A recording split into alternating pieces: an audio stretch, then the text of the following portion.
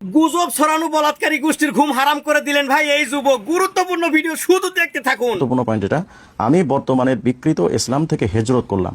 হিজরত মানে ত্যাগ করা বা পরিত্যাগ করা। কেউ যদি নিজেকে মুমিন মুসলিম উম্মতে মুহাম্মদী দাবি করে তবে তাকে আগে আলাদা হতেই হবে। আর সেই আলাদা হওয়ার নাম হিজরত, সেই আলাদা হওয়ার নাম বয়কট, সেই আলাদা হওয়ার নাম হচ্ছে ঘৃণা ভরে প্রত্যাখ্যান করা।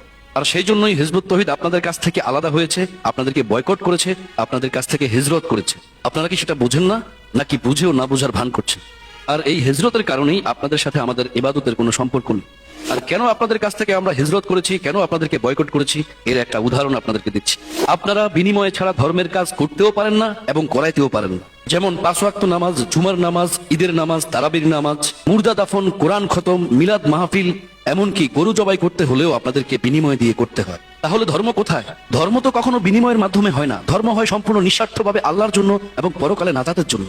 কই আমরা হিজবুত তাওহীদ 5 ওয়াক্ত নামাজ পড়ি, জুমার নামাজ পড়ি, তারাবির নামাজ পড়ি, জানাজা পড়ি, কোরআন খতম করি, মুর্দা দাফন করি, ওয়াজ মাহফিল করি, আলোচনা সভা করি, আমরা তো কখনো বিনিময় দেইও না, নেইও না। তাহলে আপনারা প্রকৃত ইসলামে আছেন? আপনারা প্রকৃত ঈমানে আছেন?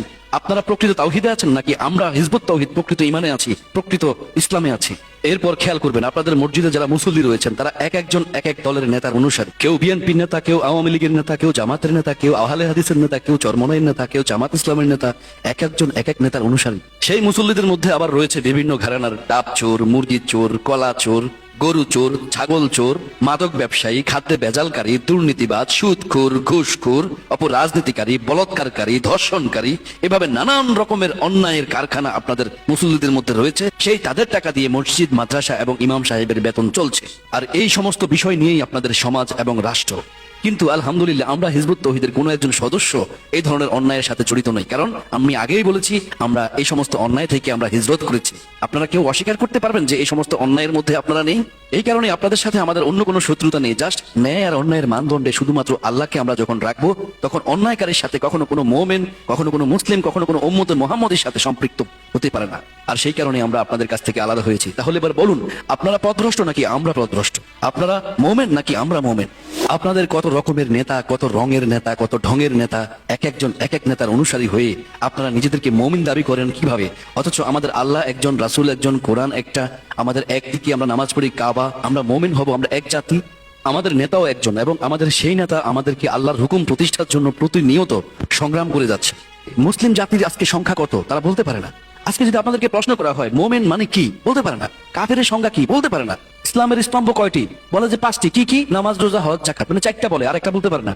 অর্থাৎ ঈমান থেকে আউট। তারা স্তম্ভের যে 1 নম্বর কালিমা, সেটার কথাই অনেকেই বলতে পারে।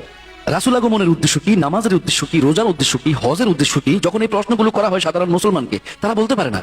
তাহলে আপনারা সারা জীবন মাদ্রাসা, মক্তবে, মসজিদে, জুমাতে কি ধরনের বক্তব্য রেখেছেন? একজন মুসল্লি তার নিজের পরিচয় জানে না। সে যে আল্লাহর খলিফা, সে যে আল্লাহর প্রতিনিধি, সে জানে না।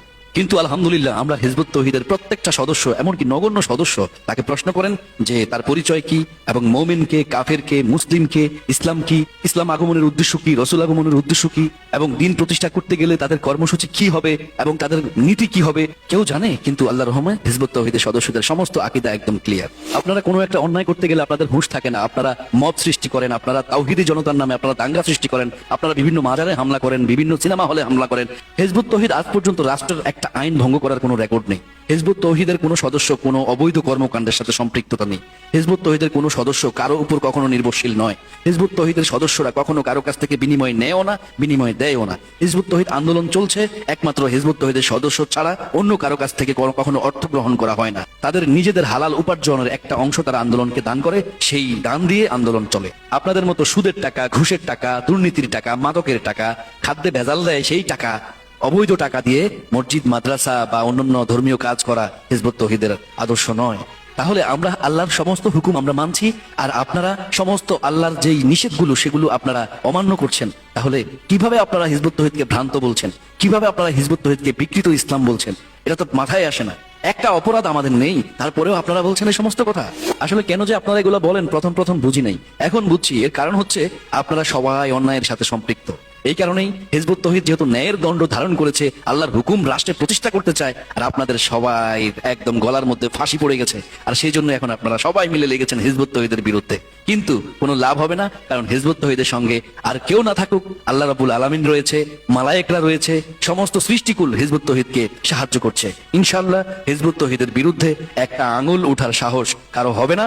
যদিও তারা দূর থেকে তারা গুজব সৃষ্টি করে, হুজুগ সৃষ্টি করে, অপপ্রচার করে, কিন্তু এতে হিজবুত তৌহিদের কিন্তু ক্ষতি হচ্ছে না, বরং সাধারণ অনেক মুমিন মুসলমান আছে, যাদের চিন্তা আছে, যাদের মাথার মধ্যে ব্রেন আছে, যারা চিন্তা করে, তাদের হৃদয়ের মধ্যে কিন্তু হিজবুত তৌহিদের আদর্শ কোরআন আসছে, এবং আপনাদের এই অপপ্রচারে হিজবুত তৌহিদ আরো উপরের দিকে চলে যাচ্ছে। যারা জানে না তারাও জানছে। এখনো সময় আছে, আপনারা নিবৃত হন, আপনারা আপনাদের এই সমস্ত অপপ্রচার, এই সমস্ত ভুয়া ফতুয়া আপনারা বন্ধ করুন, কারণ আপনাদের উপর থেকে মানুষের আশ্বাস, মানুষের ভরসা উঠে গেছে। মানুষ এখন আপনাদেরকে বিশ্বাস করছে না আপনাদের অপকর্ম দেখে। আপনারা মাদ্রাসার মতো পবিত্র জায়গায়, মসজিদের মতো পবিত্র জায়গায় আপনারা যে সমস্ত কার্যক্রম করছেন, আপনাদের উপর থেকে মানুষের আস্থা উঠে গেছে, আর আল্লাহ সেটা করেছেন। এখন আপনারা যতই আপনারা লাফালাফি করেন, হিজবুত তৌহিদের আদর্শ একদম উদ্ভাসিত, সবাই দেখতে পাচ্ছে, প্রশাসন দেখতে পাচ্ছে, সরকার দেখতে পাচ্ছে, জনতা দেখতে পাচ্ছে।